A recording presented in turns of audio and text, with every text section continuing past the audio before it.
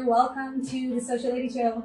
Thank you for having me. Excited to have a nice conversation. Thanks for being here. I know it's not a tiny island somewhere nowhere, and there's no border that's cutting this room to two lands, but are you still here? I'm still here. Yes. Well, you live in an interesting place. Los Angeles is interesting. Why is it interesting for you? Fortunately and unfortunately, it is the center of media. It's the center of attention. So I'm in media. Isn't it in Dubai right now? Well, for Asia it is, yes. But this is for America. Really? You think so? Yeah. I think New York as well, Miami is as well. There's so many. Those three centers are really media focused. Yeah. But I think you're right. Maybe LA is becoming more and more attractive to entrepreneurs and young people who are coming here. Yeah. My preference still goes to San Francisco. Really? Yes, it is. Although all the news lately with San Francisco. I don't believe that. So I think the news is really just making a big thing out of nothing. I agree. You know? As always in the media, everything is bigger than what it is. That's not daily too. Well, this is the best place in the world. Absolutely. Yeah. Well, I can tell you, first of all, I'm so happy to have you here. Thank you so much. And for those who don't know Nas Daily, I don't know what planet you live on, but probably he's going to get there too at some point and make a show about that. But Nas has been one of the biggest influencers in the world itself, and he's creating loads of events and summits and technologies and connections and networking between people from all over the world.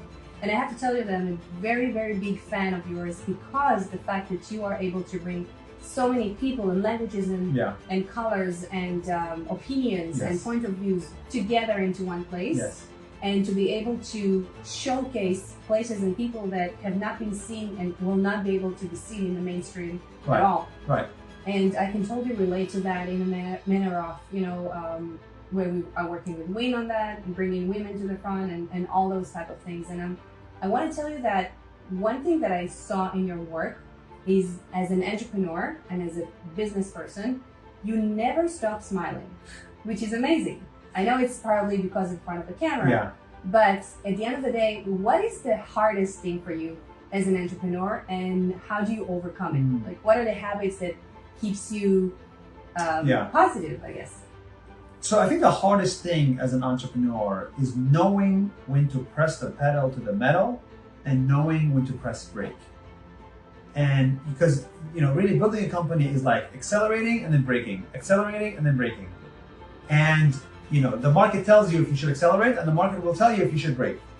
And that is really difficult to know. You don't want to accelerate at the wrong time because you end up jumping off a cliff. Right. The second hardest thing is figuring out how to make money, and not small amounts of money, not how to make $2,000, $3,000, but how to make $2 million, $3 million, $4 million business lines, right? That's quite difficult as well. Where is the opportunity? And who is the partner for this opportunity? And the third hardest thing is, attracting talent, convincing them to stay, building culture. These are all very difficult things, but that's why building a business is not for everybody. It's true. It's not. It's true. I see a lot of people says, you can do it too. Everyone can do it. I don't think so. Someone who been entrepreneur for more than 20 years. I won't disclose my age, but it's okay. I don't care. It's scary, right? It's crazy. Yeah. And it's never ending. It's not like I started at 20 years ago and it was easier. It's different. It's just always it's always changing. Always changing and always dealing with something new, always obstacles, always the market is changing, the world is changing, the technology is changing, people are changing, the diseases are changing, our minds are changing, we are changing. Think about it, 20 years ago, there was no Threads, there was no WhatsApp, there was no Instagram. It was a completely different set of, there wasn't even an internet, like a real one. Right. So there's a different set of opportunities. You were there, I wasn't there, right? But in 20 years from now, you just gotta always be vigilant. Yes. You have to be with the finger on the pulse. Yes. All the time. All the time. And to keep up with everything. Yeah. So how do you actually keep up on everything? And how, when you have your team, how do you make sure that they are keeping up with everything? How many people do you have in your team, right? So we're 100 people now. Okay. 50 people in media and 50 people in technology. Okay. And where do they sit? Are they all over the world? So all over the world, but primarily in Asia. It's just better to build there. Yeah. So I think a lot of what you see in Nas Daily is actually not me anymore. Now it's the team helping me, and it's actually there's this line that I really like, which is, it's not the company, it's the company. Yeah. You know, it's not the company that's like makes it all work. It's not the LLC. It's the company. It's the company people. You know, and that's really what makes it all very, very possible. I'm enjoying the company of people as I build this. I agree with you, and I know that when I'm hiring people, I'm looking for people who are, first of all, different from each other and different from me. Yes. And better from me in a lot of aspects. Right. So that's how we can all build together. I feel like it's an orchestra. Everyone is doing something, and together we create a beautiful melody. Yes. But the hardest one is when it's the first 10 people. When you're just with the same 10 people at all times, it gets really, really hard. Because you're always with each other. There's always drama. There's always fighting. But when you're 100 people, it actually gets easier. Really? And when you're 1,000 people, I think at least people, you know, they don't work directly with you because you are the most intense one, I assume. You know, the founder is the most intense. So the fewer people that work directly with you, the better for the company. I totally agree with that, and I think my employees will also agree with that. Yeah. Because no one can keep up my pace and how fast I am thinking and creating. But that's why I again keeping people in diversity. Yeah. Tell me a little about your academy. I know that you're building, and again, you have so many things coming up and so many things that you've created already. The academy is I'm curious about. So what I'm doing is I'm basically trying to build an ecosystem of NAS. NAS means people in Arabic. And so the idea is kind of like the Virgin Group. What ecosystem can we build that can bring people together? So media, technology, education, and like hospitality. Those are the 4 verticals we really like as a company. So media is not stated, very obvious, we make videos. But you know, in education, basically we try to share some of the knowledge that we've accumulated over the years and try to create these educational experiences. These are not courses, these are not video files, these are experiences, physical and online, where you get to meet people and then learn with them and from them. It's a lot of fun building it, and turning it into a nice business line has also been quite a lot of fun as well. So, you know, we're continuously trying to improve on it. It's not a slam dunk yet, but it's on its way to being one. Amazing. And where do you see Nas Daily in a couple of years from now? Let's say 2 years from now. So the goal in 2 years is to get to 100 million followers, to get to like a network of 100 million people. It's to get to a company that's like a sizable company, and then to really do things that we enjoy, right? So I want us to really go deeper into those 4 verticals. I want to have a hospitality arm, I want to have an education arm, I want to have a technology arm. You know, those 3 arms. And then powered in by 10 years, media. philanthropical. In 10 years, maybe philanthropy. I'll just donate the whole company. Okay. But I want to go deeper into the verticals because our mission statement is one: bring people together, build communities. You know, so that's really all we want to do. Amazing, and I think you're doing it already. Yes, with content at least. Yes. Yes. You know, a lot of people are probably wondering to themselves, they're starting their way, they're starting to create content, and you know, content is a king, and content is, it becomes very hard those days to compete and to come to the market with new content, you know? Any advice to someone who just starts his way? Yeah, I actually don't think it's saturated at all. It's like somebody saying downtown New York is busy in 1950s. It was considered busy in the 1950s, but it's nowhere near as busy as it is now. So what I'm trying to say is we're only 5% of the way there when it comes to content. And there's a lot more videos that need to be made, you know? I agree, and I also think that even if it's saturated, there's always place for someone new. There's always place, yeah. Never sit and think, oh, this guy already did it, this girl already done that. No. But there's always more demand for content because people will do a lot less. They're not going to drive in the future. When somebody's not driving in the future, you get 3 hours back of their life. What are they going to do in those 3 hours? Work? No. They're gonna watch content. Yeah. So the demand is going to only go up, and that's exciting. I agree, and I do think that when someone is starting his way, don't be afraid to start, because even if it's not perfect, even if you think someone else did it already in a perfect way, I mean, no one is going to compare to your videos, right? To your 1,000 videos. Everyone has his own way. Everyone has his own journey and his own content, his own personality, point of view, way of speaking, accent. You know, everyone has his own thing. And there are a lot of people in the world, enough people to get connected, that can get connected to you rather than to someone else. Exactly. So that's very important. And that's why a lot of Israelis and a lot of Arabs follow Nas Daily, because they're connected to me. But if I was from Poland, I'll get a lot more Polish followers. So people want to be connected to somebody that looks like them, and that's the opportunity. I agree, and I do think, I feel a lot of times people resonate with me because of my accent. Yeah. Because I have a very heavy accent. What heavy accent? You have a great accent. No, I have a heavy accent, a Hebrew accent that A heavy accent in Hebrew. Yeah, in Hebrew. Oh. No, I have an accent in English. Oh, no, I don't notice it. Really? Not at all. That's the biggest compliment I could get today. Oh my God. Funny. Wow, I don't notice it. Maybe I'm the one with the accent. No, you don't have. You barely have an accent. Yeah. No, I think you sound American as hell.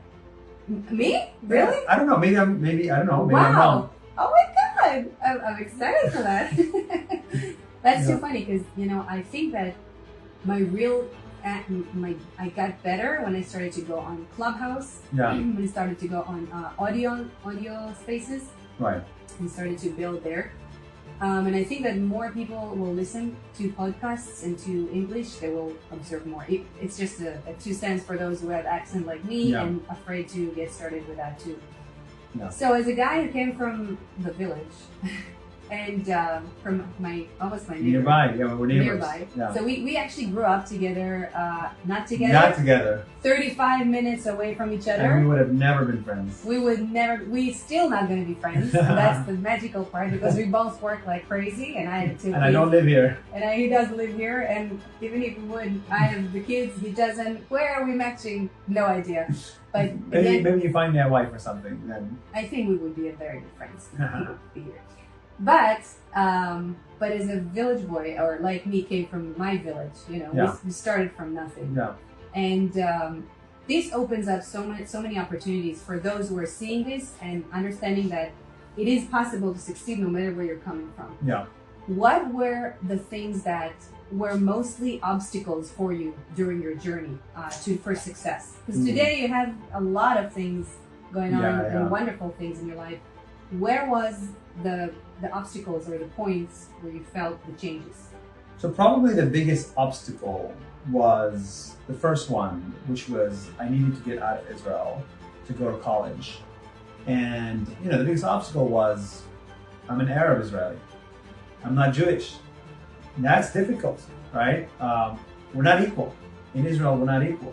So just convincing society that I have what it takes to succeed is very hard. Convincing my parents that I have what it takes was also hard. So that convincing layer, it took a lot of time. And so it took me 19 years until I was able to finally get out and study in America at Harvard. So that was a very lucky break for me. But then there's another challenge, which is getting the visa in America. How do you get a visa in America when you're not a citizen?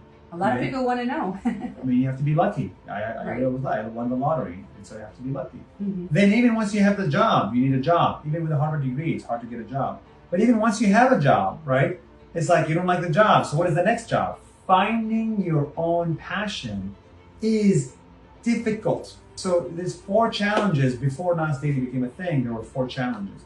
And now with Nas Daily, how do you make money from 1-minute videos? Impossible. Where do you live? I don't know. And then now, how do you make a business line that's $5 million in revenue? I don't know. So there's a million challenges across the way, and it continues to be that. It never stops. That's why people need to be very attracted to solving problems and creating things from nothing. I think also that you are lucky because when I started my journey, there was no internet. Yes. And a lot of people started their journey before the internet phase. Totally. And you came to the world when there was an opportunity. And I want to say to everyone right now, and I'm telling you, this is like the most challenging day in the planet to have an interview. Yeah. But I'm pulling it off. Same for me. We're pulling it off. So I want to tell everyone as of today that I started before there was the internet. Yes. Before there were so many opportunities for people. I started, and then only a little bit after the social media came to the world, and I conquered it before it even started. Like MySpace was the first thing I jumped on before Facebook was exist. Right. But today, there are so many tools out there. Everyone can be what he wants to be. Yep. Everyone can create his own dream. Everyone can live his dream and build his own business and build his own personality, his own brand, his own path, his own passion. Everyone can do what he believes in, and therefore, I don't think anyone has an excuse not to it's not about succeed, by the way. Succession, it's a definition. I feel very successful, and I felt this way 20 years ago before I had the money or the kids or whatever or the big business that I have today. So it's all about what do you define, and I feel like you took the opportunity with two hands and you built something so amazing. Yeah. And I feel it's amazing not just because it's business wise and because you make a lot of money or you've been traveling a lot. You are able to support people, to lift up other people, to show people who have no other opportunities to be shown. You are showing them to the world, and that's amazing. I find it Thank you. amazing, not less than amazing. I mean, it took me 40 years to start a nonprofit that I was dreaming about to do 20 years ago. But you do it in such a special way. In a for-profit way as well. In a full profit way as well, which is not less important. Yeah. Thank you. But people need to know that all this stuff is not a 1 year and it's done. It's a 7-year journey that's also unpredictable. I could have never predicted my life. I'm sure you could have never predicted your life. So I think people should embrace the unpredictability of life, and you should just be like, "Que sera, sera." Yeah, whatever will be. That's for sure. What do you feel about this coming technology named AI? AI is great. AI. It's taking my job very soon, and I'm excited for that. Mm-hmm. I think the cost of creating content is too high, and content should cost much less to make. And so that's really what AI is promising us to do. And so I think that's a good thing. And you're not afraid? No, not at all. Not at all. I think eventually humans will figure it out. I have like perpetual optimism and confidence in humans to figure out a job, create jobs, pay for themselves, just figure it out. To be honest, I'm not even worried about the jobs part. Yeah. I'm more worried about what humanity can do with this AI in different negative forms. But I want to be optimistic as you are and think that humanity is going to manage everything and it's going to be wonderful with AI. In the past we used to, there's nothing we can compare it to. Yeah, we used to kill each other in the past physically and physically go to war. Maybe in the future AI go to war and then after it destroy humanity or what? I'm not sure it'll destroy humanity. No, it's not. I'm joking. Yeah. No, I'm joking. I think AI could be amazing, but it's dangerous too. I think if we'll put regulations on time and we'll know how to prevent. Yeah. At the end of the day, AI is being controlled by humanity. Yes. So it all depends what humanity decides to do with it. Exactly. So I hope it's going to take us to a good place. Do you feel like AI already influenced your job, your daily life, your day-to-day? So a lot of the media that we produce is produced with AI. A lot of the thumbnails is done with AI. Some of the copywriting goes through AI. We're actually starting even an AI class. We created an AI product. So we're trying to figure out where we fit in this because we're content creators and generative AI generates content. So this is our field, right? And so we should be adopting it faster than anybody else because it's coming to our home turf. Yeah.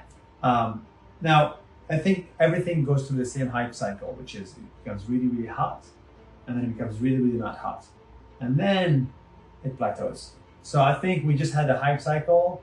Maybe we're not even there yet, but it's gonna come down a little bit next year. You think so? I think it's gonna come. I think the hype will come down a little bit, and then it'll pick up.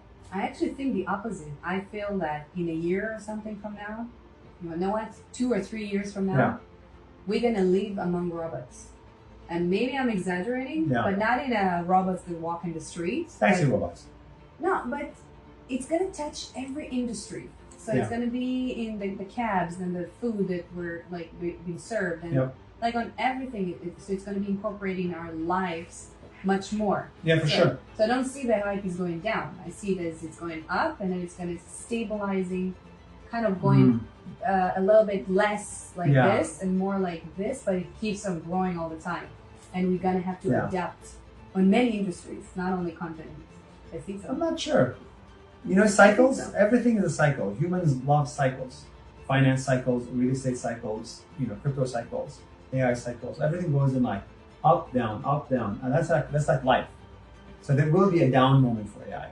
You think so? I wish I could think that way. Wow, But I don't you're much more of an optimist than I am. Yes, I do think that AI is nothing to do like the phase of the social media or the internet or the crypto. That's a whole new era that is going to change the way we behave and our daily life. That's what I believe in. But who knows? We're just gonna live and see. Time will tell. Good thing this is recorded. Yes, exactly. Well, Nuseir, thank you so much for having me. Pleasure having a conversation with you. For having me. Thank you so much. Let's do it again. Oh, wait. So Nuseir, thank you so much for coming today. Thank you for having me. Thank you. And I'm looking forward to see what's your before we end up, what's the next destination? Where are you going from here? Next week I'm going to Mongolia. Mongolia, what are you going to do there? I have a NAS summit there. Oh, so really? we're throwing a big conference for creators in Mongolia. So guys, if anyone is in Mongolia, get to this. Everyone's invited. Tickets are free. But tonight, he's coming to my restaurant in Beverly Hills, and we're going to meet the LA community. I'm excited. So we're very excited for that, and we hope to see you next time with us. See you soon, guys. Thank you so much. Thank you. Thank you.